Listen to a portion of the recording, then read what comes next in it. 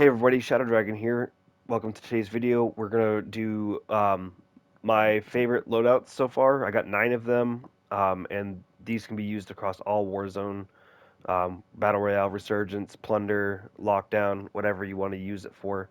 And these are the builds that I have found to be the easiest to use and the best to use. You get everything from sniping and sniper support to typical long range builds, and then a couple of weapons that might surprise you as well. Make sure you like the video. Please watch it all the way through and leave a comment. Let me know what you think. If there's a weapon that you think is really good, let me know in the comments below.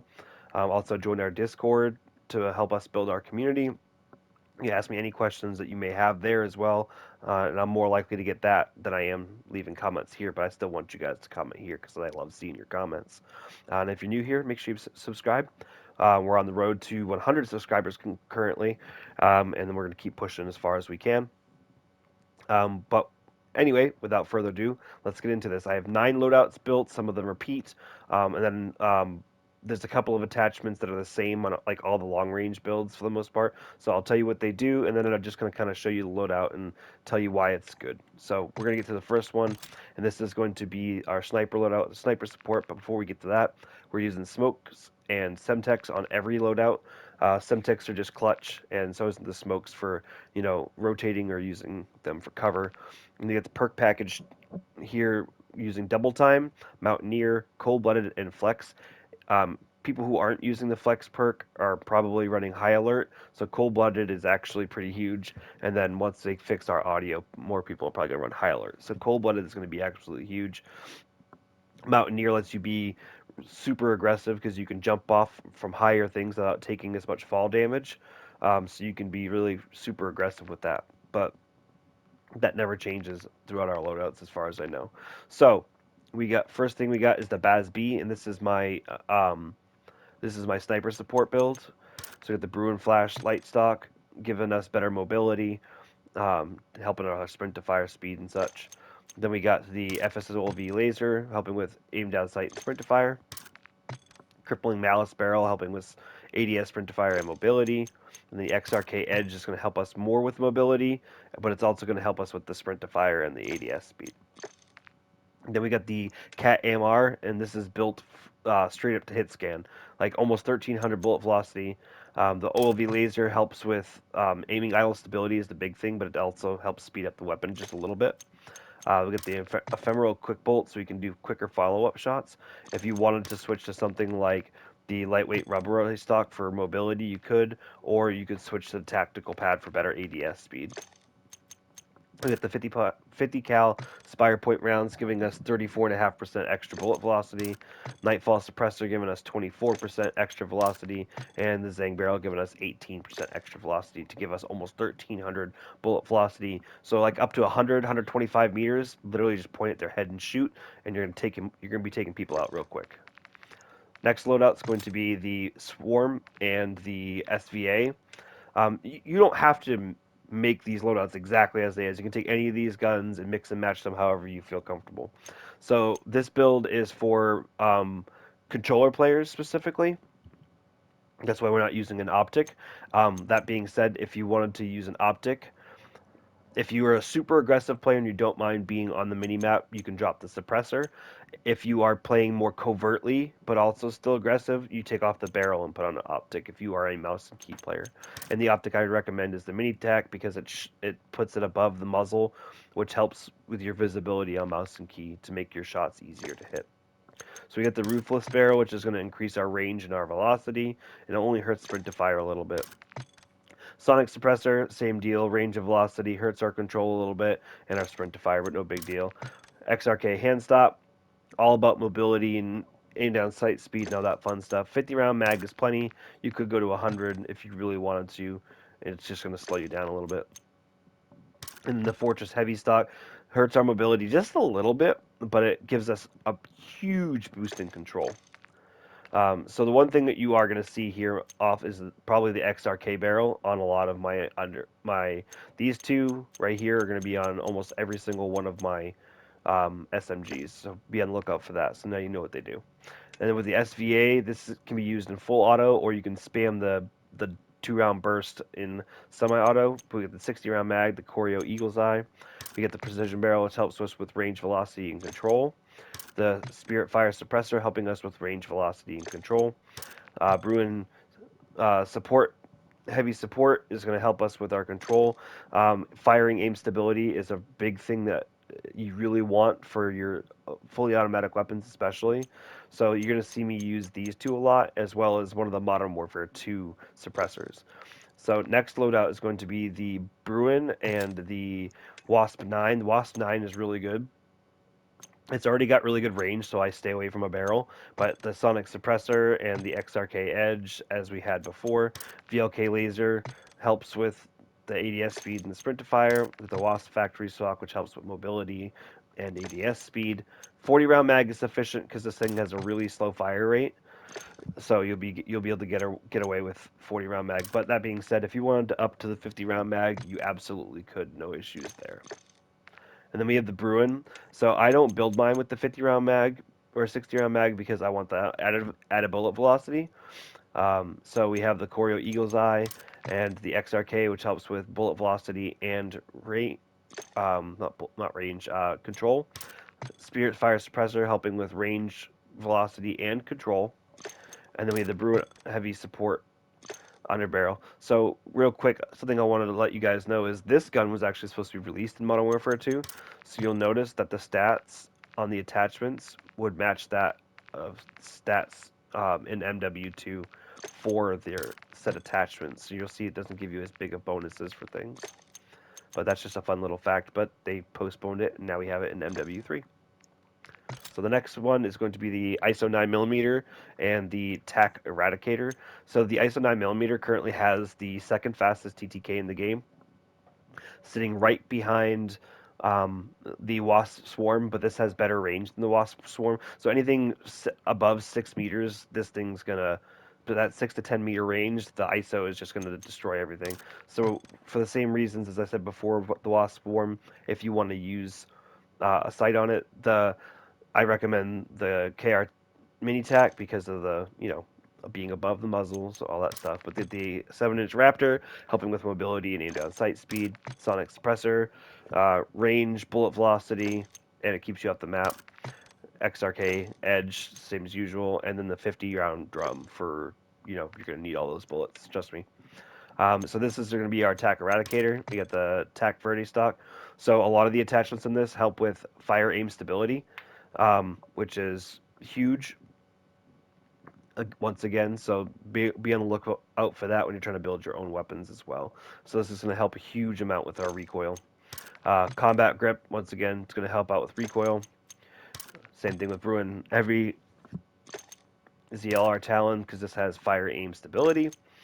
And then the Conqueror long barrel. If you want to use the sights because you don't like the irons on the Scar, you can drop the long barrel and put on the Eagle's Eye or a slate reflector or whatever you wanted to put, whatever you're most comfortable with. So the next thing we're going to do, we have the Striker 45 and the M13. We got the no stock on here for the extra mobility because this thing is just super, super easy to control. 48 round mag is plenty because of the slow fire rate. The Striker long barrel for that added velocity and range without hurting our ADS. And then the Sonic Suppressor and the XRK Edge as well. And then, surprise, surprise, here's the first MW2 long range option. This thing has a really good TTK. It's right around 800 at the long range, which is really, really good. It's not quite as good as some of the MW3 options, but this thing absolutely fries and has absolutely no recoil, which is why we were able to switch to the 2.5, and we are able to build it better for recoil because of the MW3 attachments. So, the Echelon barrel gives us control, range, and velocity, and then the Harbinger gives us that fire aim stability, better velocity, and control. And then, once again, firing aim stability and all that good fun stuff. So that'll be that. And then next we have the ISO 9mm, which is the same build as before.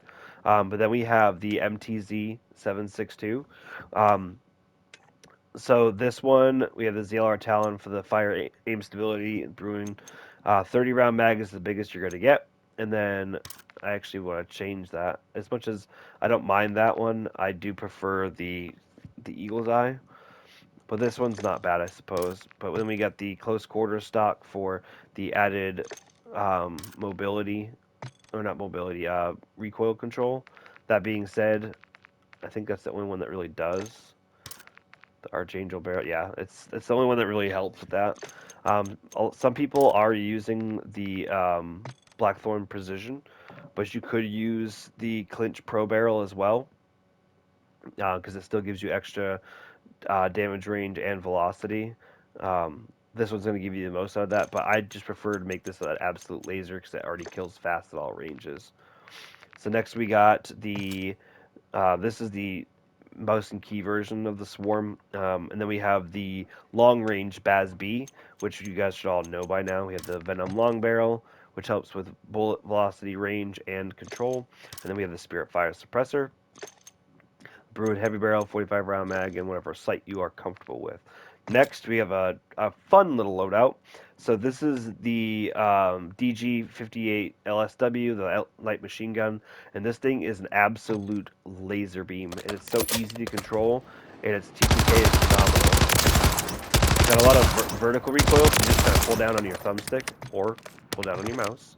But you get the long barrel, which helps us with range, velocity, control. We get the recoil reduction stock, which helps us significantly with recoil.